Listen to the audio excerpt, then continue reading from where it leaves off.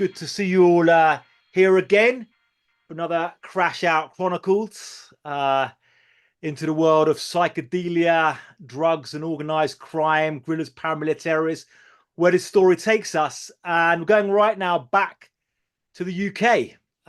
Really happy to be talking to Max Daly. He's one of the most accomplished journalists covering the issue of drugs and crime in the UK. He won the Orwell Prize, which is a big deal over there, and was an editor at Vice for the drug coverage for over a decade. So we've got some great stories. So yeah, great to be here, Max. First, give me a bit of background about yourself and how you got into drug journalism in the UK. Yeah, hi, Ewan. Yeah, so I did the classic journalism route, really. I came up through local newspapers. I was writing for a local newspaper in Kilburn and Wembley, so sort of quite sort of uh, uh, exciting sort of parts of London in terms of crime and stuff. So I was started writing a lot about crime and drugs and murders and stuff.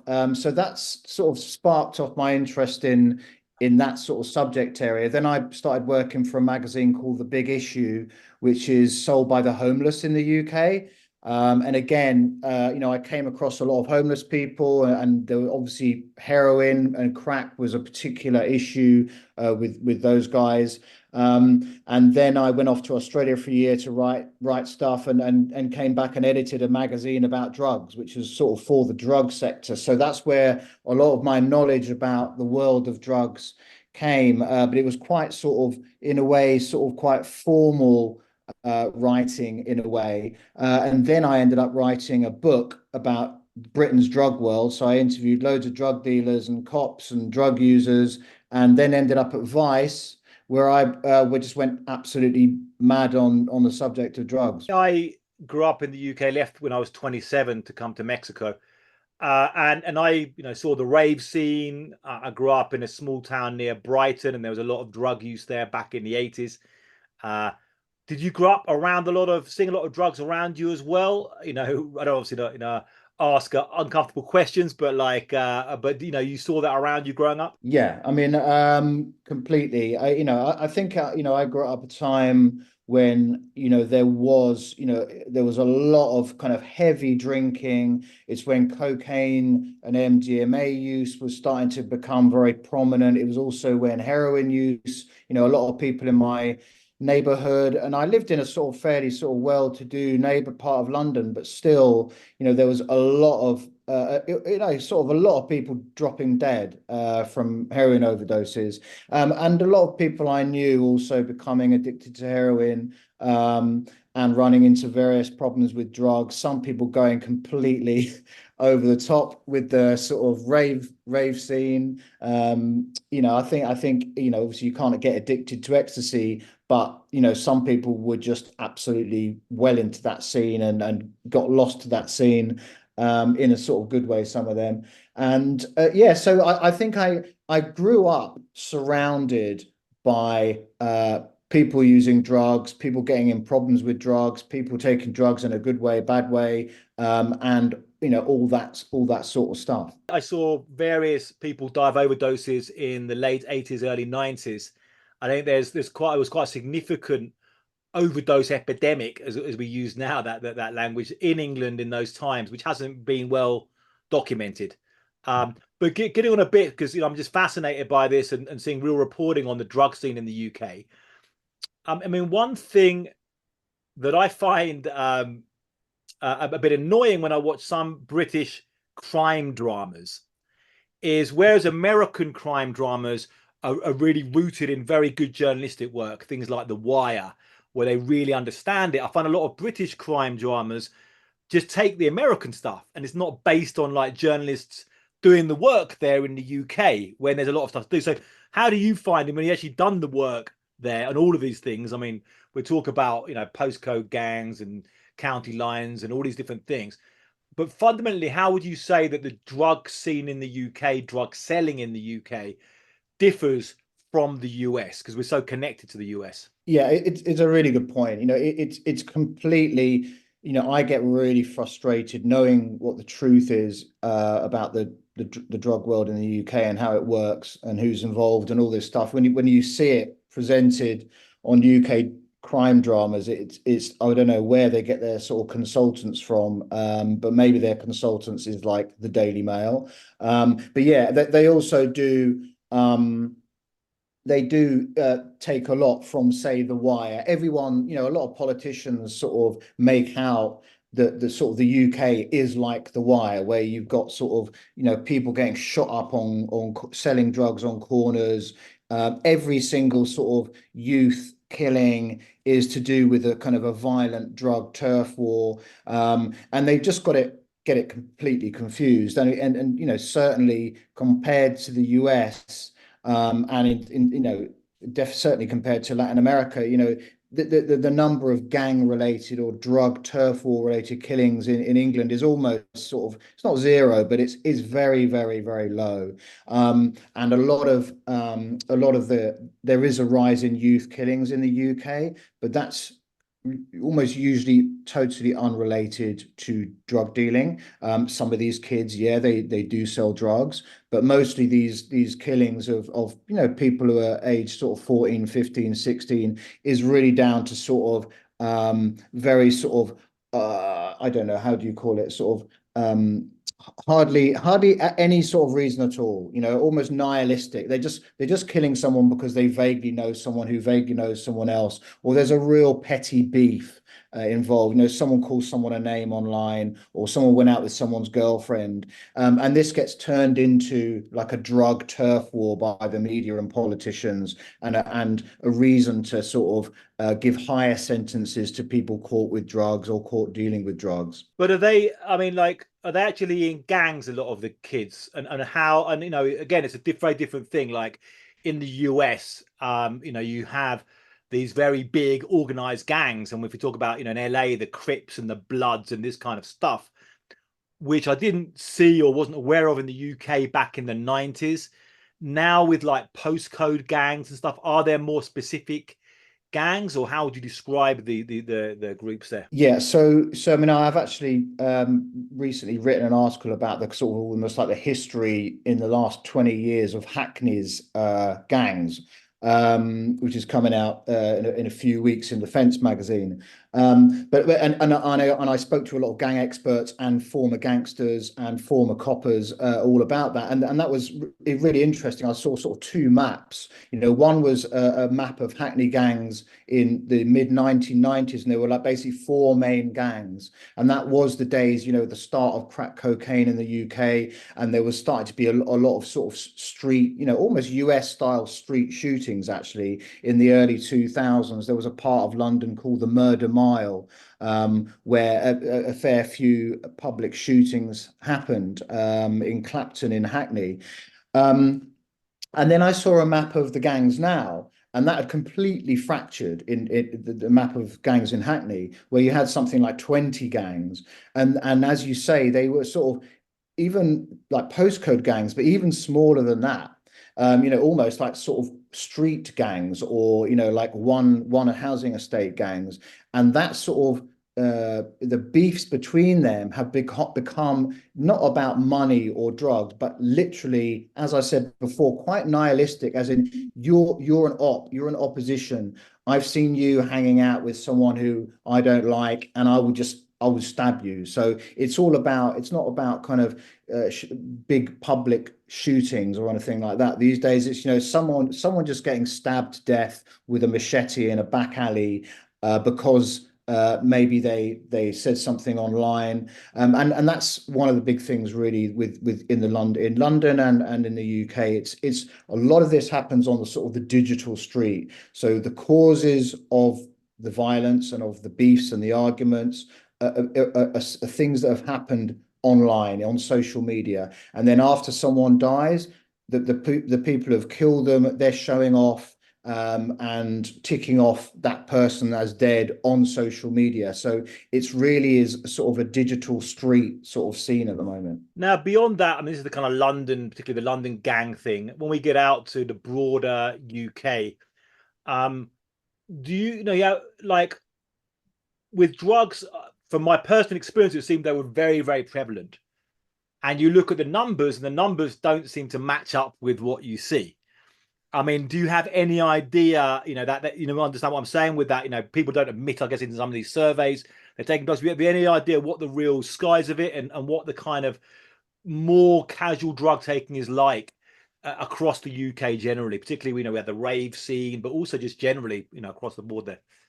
Yeah, I mean, you're right. The sort of official drug consumption information is, they even admit, the government admits it's a vast underestimate.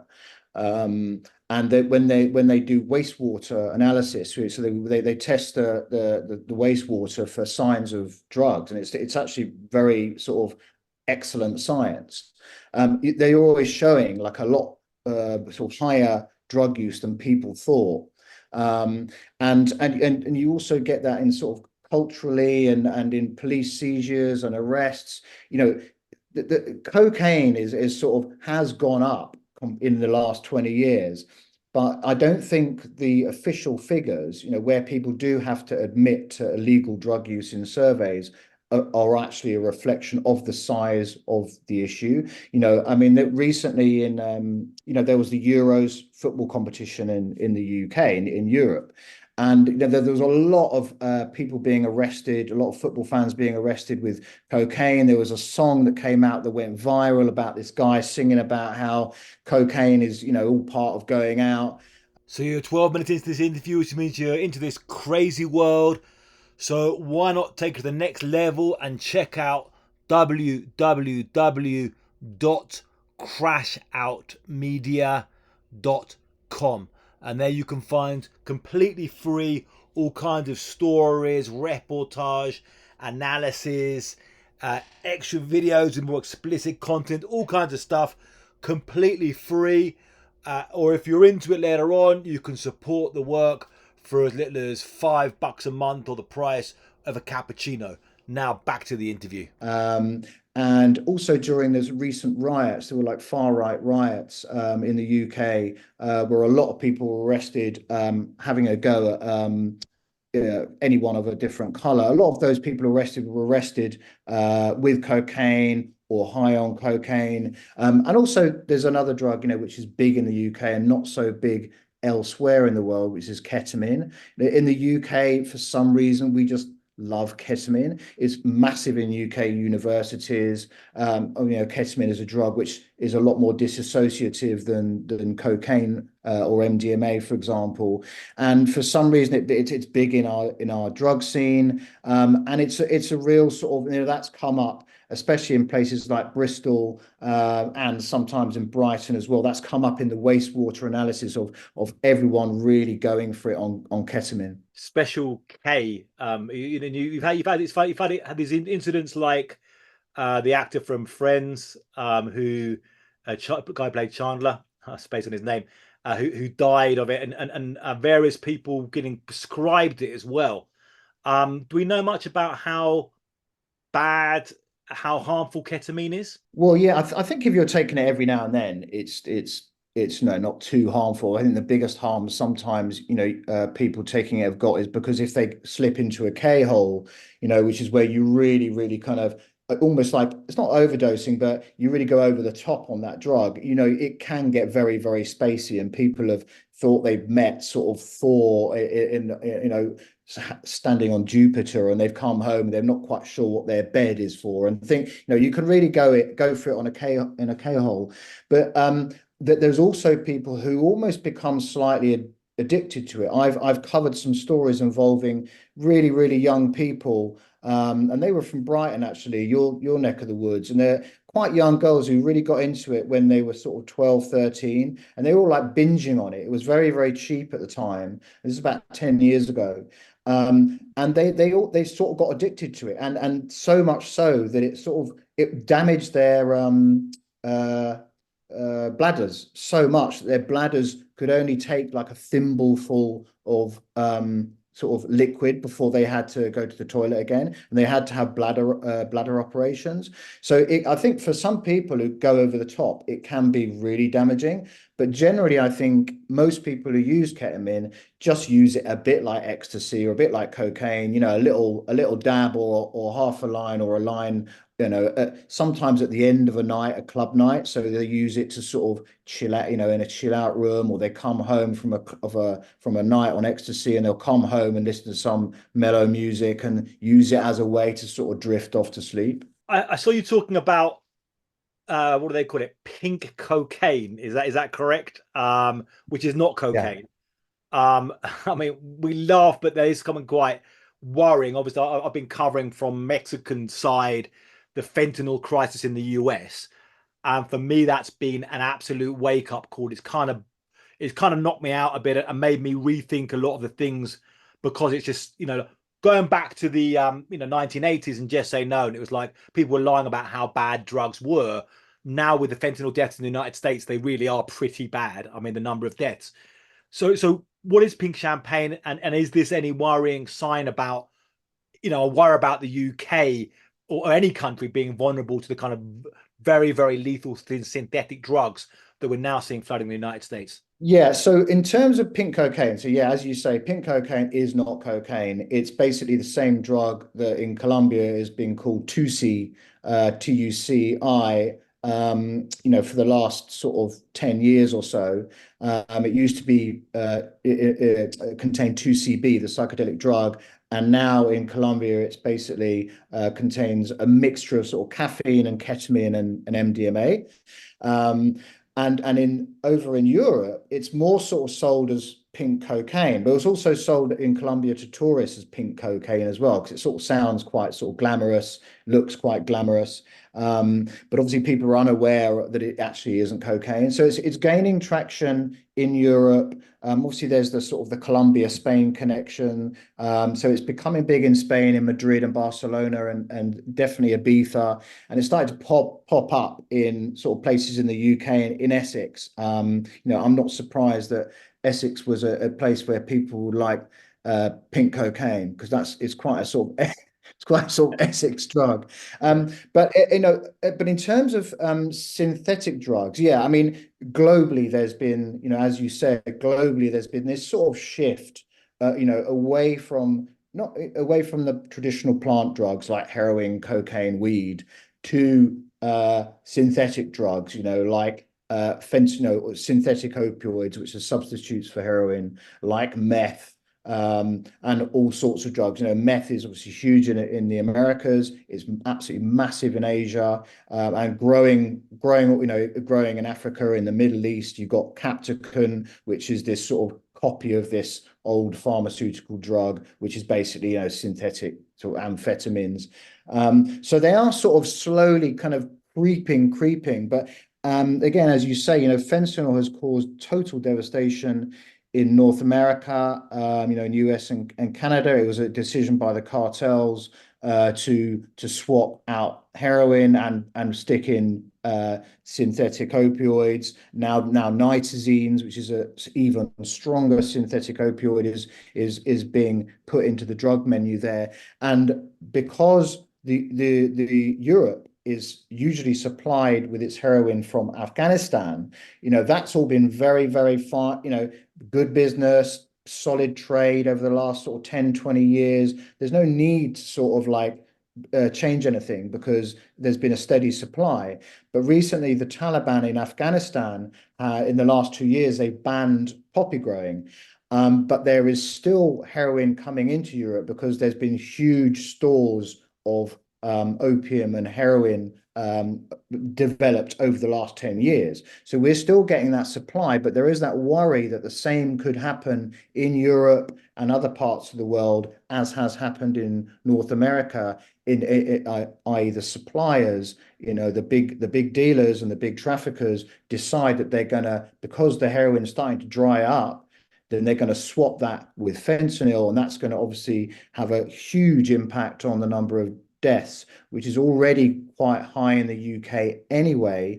and particular Scotland actually, very high from just normal heroin. So if you start if going to start getting nitazines and fentanyl coming into the sort of the bloodstream of the drug trade in Europe, it would just be absolutely devastating. It's such a weird politics now in the drug trade and the war on drugs that we've now got the, US and the West ran Afghanistan and it was a narco state, and then moving heroin to Europe.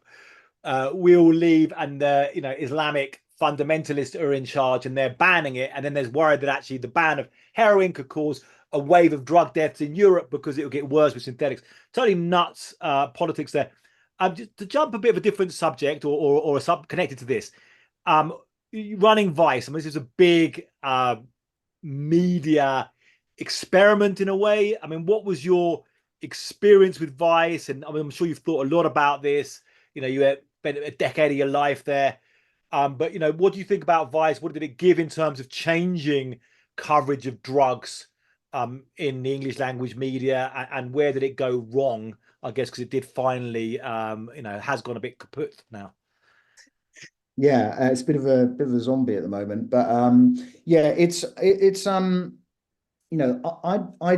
I wanted to work for Vice because I've always wanted to work for sort of slightly alternatives media. The fact that I work for big issue magazines sold by homeless people. I've always sort of liked alternative media, and coming not coming right from the usual sort of straight way of talking, and so for me Vice was brilliant. I could write the stories, slightly sort of left field stories, and also speaking to people, not in that sort of classic BBC way where you're lecturing people about drugs and wagging your finger in a way. I suppose in a very sort of square way, really. Whereas Vice, you could talk to people on a level. You presume that a lot of your readers at Vice have taken drugs. Some of them might have even dealt drugs. So you're talking to people in a much more kind of level way, and a bit more of an honest way as well. You're not sort of trying to sort of pull the wool over their eyes. You're not trying to be overly moral. You're not scared to sort of talk about the real issues of drugs, and also you're not scared to talk about drug dealers. Not all drug dealers are complete bastards. And so that gave me Vice gave me full reign to sort of really sort of get deep into the sort of the drug world, and I was spending a lot of time in drug dens, in crack dens, speaking to drug dealers, speaking to drug users. Obviously, I was also speaking to drug cops as well. But it just gave me they gave me sort of huge scope to do what I wanted to. And it was always me sort of going, right, I've got a story, right, I've got a story. Do you see what I mean? Which is, and in the journalism world, that's actually quite rare. Usually journalists, they're told what to do. You will do a story on that, or they're reactive. So there's a big, a politician makes an announcement about cocaine. Okay, go and do a story on cocaine. Whereas a lot of the stories I did were almost like setting the agenda, because I would see a new trend or see something happening and then jump on that, write about that, and then almost like a year later, sort of everyone else would. So that's what I really enjoyed, was like doing something new that hadn't really been done before. And I think that's why Vice was a popular place for people to go to read about drugs and crime, because it was always first. It was not always, but usually it was first on the scene. And why not? Because a lot of our readers were interested in that, and because we were called Vice, so we had to be good at Vice. And do you think, I mean, like, I guess Vice has different stages, and you had kind of the early stage was perhaps more cutting edge, but also kind of a bit more kind of crazy guys going down and these kind of, kind of, and by towards the end, you saw, I saw Vice as quite a range of stuff, but some of it started to get a little bit what you're saying about that kind of quite mainstream tone. A lot of it partly because the mainstream moved and started to kind of have a more still a kind of moralizing tone, but more progressive moralizing. And I think maybe kind of Vice leaned into that as well. Did you see that a bit? And it was a bit maybe less of the kind of people who, the early audience of Vice were kind of I know some of it was kind of lads out getting, drunk, or getting, going running off to Jamaica or Africa, and these kind of bit like those stories. Did you see that a bit? Was that an issue, or how would you view that? Yeah, yeah. I mean, Vice, definitely was. It was famous for, doing, I did XXX on LSD, and some of it, I went into a monkey cage on LSD, or I, whatever.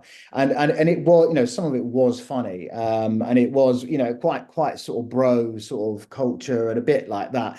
And I suppose what Vice needed to do is they sort of, I suppose, grew up with a lot of their readers in a way. I think after a while there's only so many sort of those sort of crazy drug stories that you can do. And I think that's when I sort of came in there was at a time, to become global drugs editor, there was at a time when they wanted to sort of like give it a bit more gravitas and give it a bit more sort of, okay, this is like proper journalism rather than just sort of mucking about. I'm not saying that they didn't do some proper journalism before, but I think I was sort of brought in to sort of give it a little bit more sort of gravitas, I suppose. And yes, so you did lose a lot of the kind of the silliness stuff, but then I guess we made a lot more sort of groundbreaking and more I suppose more heavily journalistic stuff, and that includes documentaries and sort of more long form investigations.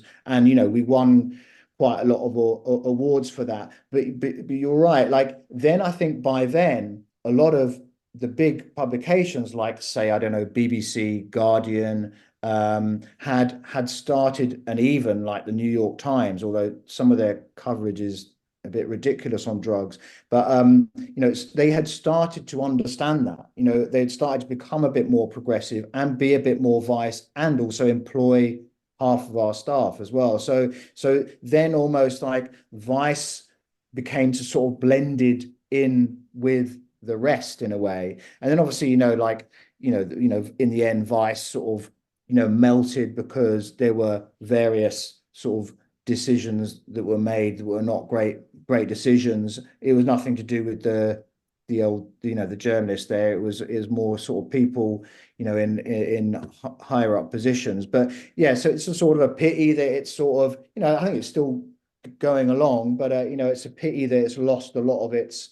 There's a lot of stories out there that are not getting reported because Vice isn't is reduced so much. I mean, in the end, it was an economic kind of failure, I guess, that happened. I mean, there's, hear a couple of stories about this, and maybe both can be true. One is that uh, the bosses just like mismanaged it really badly, and it was a lot of people like making, paying themselves big bonuses, but like just like basically, there was a whole thing about they're always inflating, and they, kind of crazy, pretty badly run organization. But the other thing is that the actual model itself of just giving out journalism for free, and Vice was wasn't subscriber based. It was giving out great stories for free. That doesn't really work. You kind of need some of the, the Guardian have, well, people paying in, and also a big foundation behind them. BBC have license fees, New York Times have subscribers. It doesn't, then independent journalists like myself now getting subscribers and stuff now, moving from mainstream media to doing independent stuff.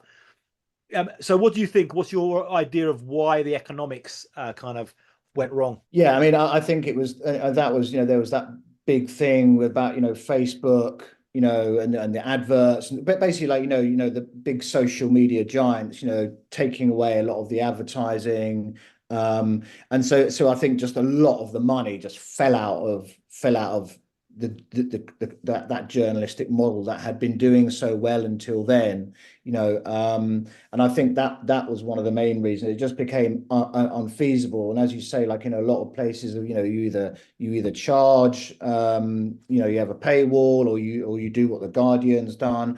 And obviously that's why Substacks become more and more popular, because you're cutting out the middleman. You don't have to rely on Facebook or Twitter or whatever to get your people in. You and the people are directly connected, and they're giving you money direct to your pocket, I guess. So yeah, obviously it's a lot of online magazines have collapsed, haven't they? And even a lot of the big hitting newspapers like the Daily Telegraph, are sort of almost on its knees at some points. So yeah, so it's sort of depressing for journalism that it's so damaged. And I think the same is with the TV world as well. It's a lot harder to get documentaries done now. But there is always, like drug smugglers, there's always a way around it. That's a good message there, all the way around it. I just getting back to the drugs then in Europe, you have a bit of a kind of United Nations of crime because you have all these different countries and all these different immigrant groups in Europe. So it's different than I'm in Mexico, and it's all Mexicans, and you occasionally get these foreigners drifting in, but it's massively Mexican and all these different cartels. But in Europe, you've got the kind of all different dynamics of Albanians and and Russians and Spanish and Moroccans and this kind of thing. In the UK, who is there like? Do you see that in terms of like division now along ethnic lines, or are the kind of drug dealing, trafficking networks just very mixed up ethnically? And who are the big players? Yeah, I mean, it's so fascinating, especially in Europe, just that mix and the interconnections. I mean, one of the interesting things about the EncroChat busts and the Sky CC busts and also the Anom sting as well, just revealed exactly how interlinked all the drug traffickers in not just in Europe but globally were. I mean, like police were absolutely stunned. So like for sure, like a lot of these Sorry, drug trafficking. can you explain that story? Right. The criminals, about 5 years ago, most of the big criminals on the planet were using encrypted mobile phone systems to message each other and arrange everything from drug deals to murders. Some in Europe were using this system called EncroChat. Also in use was a Sky CC, I think it was called.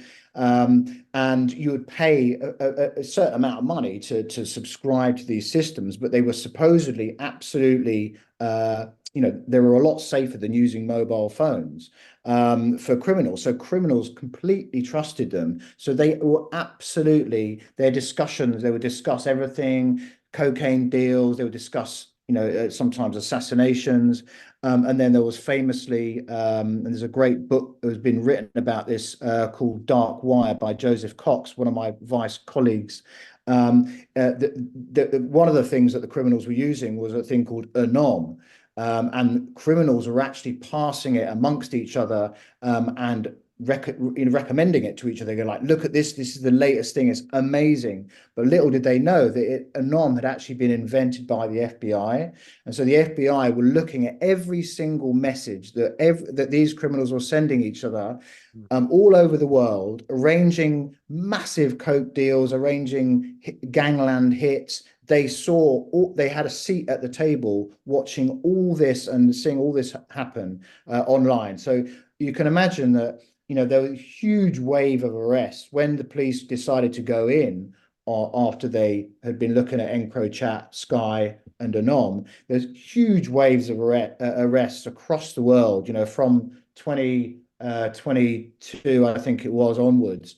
And they're still going through the courts. There's a ton of people from Liverpool, actually, in a city in the north of England, which is one of the main three drug hubs, support city, one of the main three drug hubs in the UK alongside London and Birmingham. Tons of people from Liverpool, all with really embarrassing nicknames, because you have to have a sort of like a little code name on these phone things, and like kind of like sort of like, I don't know, like bashful emu. They all had these ridiculous code names. So yes, a lot of them are sort of interlinked. And in the UK, I would say obviously there's the big domestic gangs, but when you get into the big inner cities, it's really heavily ethnically mixed, like those cities are. So, for example, I mean, but one of the big nations coming into the UK in terms of drugs have been the Albanians, famously. First they got involved in the cocaine trade, not because, they're super violent, as newspapers always say about Eastern Europeans or anyone from the Balkans, whatever, but just because they had some good contacts in Ecuador, in South America, and they just were very efficient, and they didn't moan, they just got the job done. So they started sort of moving in on UK's cocaine trade. They were getting cocaine into the country. Then they started moving in on the UK's cannabis farm trade, because obviously in the UK there's been no cannabis reform, unlike most of the world. So a lot of our cannabis here is either imported from other countries, or it's grown in a vast network of cannabis farms, illegal cannabis farms, and these can be anywhere from underground old nuclear places, nuclear bunkers, or it can be sort of closed down old police stations in the high street, in old churches. It can be literally anywhere. And these used to be run actually initially by Vietnamese gangs who used to import. Yeah, they used to import Vietnamese gangs into the UK to work for cheap on the farms. Now the Albanians are running that. There's also some Pakistan gangs in north of England, in Bradford, importing a fair bit of heroin. That's fascinating. So I have to wrap this up. We only got about a minute left, and I'd be glad to keep talking, or love to run a story of yours on Crashout at some point. We could talk about that as well. It'd be great to get some of your investigations keeping going out there. Talking about independent journalism, and as I say, drug smugglers. There's always a way to get our stories out there, even better than they were before. So, great stuff. Where can people find your work? What are the best places to look you up? Yeah, I suppose I'm on Twitter, and I got a link to sort of all my Vice articles, so that's quite a good way to follow me. I haven't got my websites. I haven't updated it since about 1985. So yeah, I think Twitter's probably the best way. Okay, well, great talking to Max Daly. I also have a link to the book there as well. And yeah, great. Keep up that. And yeah, let's talk again soon. Cheers, Ian. Outro, boom.